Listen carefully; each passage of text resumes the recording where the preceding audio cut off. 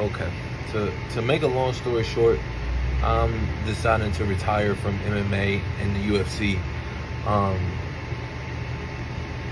it's been 12 years, 12 long years of me being the best fighter that I could be. All right, man. So as I just saw, Kevin Lee unfortunately has retired from MMA. As you guys just saw from the video, he also wrote in a post following up by saying, "Thank you at Dana White, at Sean Shelby, at UFC for giving me opportunities. UFC is the greatest promotion in history, no doubt. And thanks to all the fans. I've had thousands of people come take pictures and give me support. I appreciate every single one. If you're in Miami and want to get down to business, hit me up. Let's work. Let's work time to give my body a break. Alhamdulillah. May God bless you." Yeah, man. I got to see Kevin Lee's career kind of play out. Like the first fight I actually watched of him was against Edson Barbosa, the Tony Ferguson fight. At that time, it was like 6 years ago, so I wasn't really able to watch pay-per-views like that. I would have to watch along, so I couldn't watch that fight till afterwards.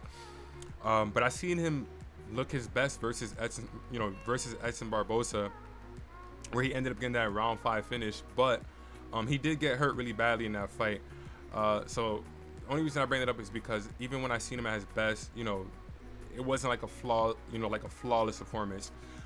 Maybe you could say his best performance was against Gregor Gillespie, where he got that head kick KO. I think that might have been Kevin Lee's best performance. And yeah, just unfortunate. He lost to Tony Ferguson. He bounced back with the Edson Barbosa win. And I thought he was going to keep the ball rolling by getting a win over Ali Quinta in 2018. But even in that fight, he lost that fight. He looked super confused when he lost it. It was like kind of like he was shocked, but he clearly did lose that fight. Then he went up to welterweight, fought RDA, got the W over Gregor Gillespie back at 155, went against Charles Oliveira at 155, got submitted, went against Daniel Rodriguez up at 170, lost, left the organization, got a random win over Diego Sanchez. He looked really bad in that fight. And then he lost, he came back to the UFC and lost to Renat in literally like one round right away. Like Renat blasted him. So looking at his career, it was just too up and down, right? He was at 155 and then the weight became too much of a thing. Then he kept going up to 170 and just kept losing. And it was clear as day that Kevin Lee at 170 just wasn't gonna work. I understand that maybe the weight cut probably really was too much for him, and that's unfortunate.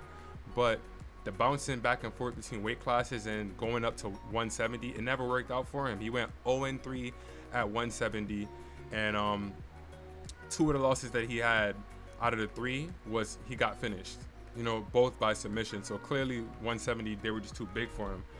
But nonetheless, though, Kevin Lee was very entertaining. You know what I'm saying? He did what most fighters should do in today's day and age. You should try to be entertaining. You just have to actually win, though. You know what I mean? Like, Kevin Lee did the right thing in terms of promotion-wise. So, whatever he decides to do, people will take a look at him and see what he got going on. So he's going to be able to have a career wherever he goes. He can even try to, maybe not follow what his brother does with the whole, TikTok food review stuff. But whatever he decides to do, I think that he's going to have a lot of traction. And, wish him the best. He definitely left us a lot of entertaining time. So everybody's going to miss him for the most part. And whoever hates him, it is what it is. He had a hell of a career. So shout out to Kevin Lee on having a hell of a career. And that's going to do it for the video, guys. Make sure you drop a like, comment, subscribe. And I'll catch y'all boys in the next one, man. Peace.